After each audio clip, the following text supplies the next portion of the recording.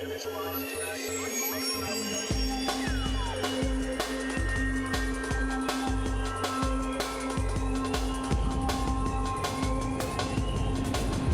I'm a ranger at Uluru-Kata-Tjuta National Park.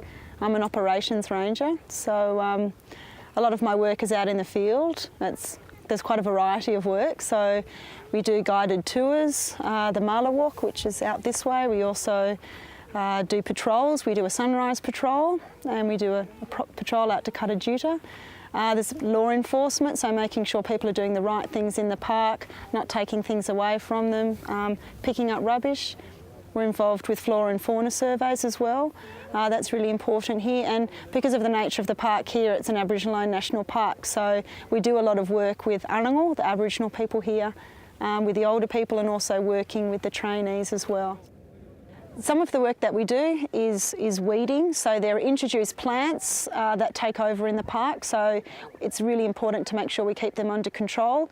We're also responsible for erosion works, making sure that there's no bad problems with erosion here, and obviously break if tracks are getting run down, then we're responsible for that sort of work as well.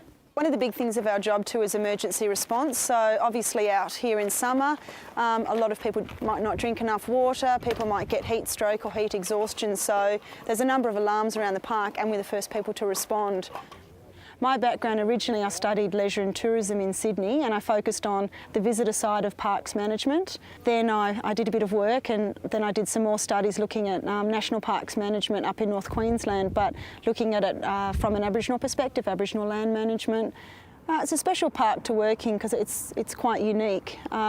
It's a national park that's managed by the Commonwealth Government. It's a jointly managed park, so it's owned by the Aboriginal people. It was handed back in 1985, and together we manage the park. There's lots of people who come to visit from all over the world, so it's really important that they have a good time here, that we tell them what's happening at the cultural centre, what activities are on, so part of our work is sort of a lot of public relations as well.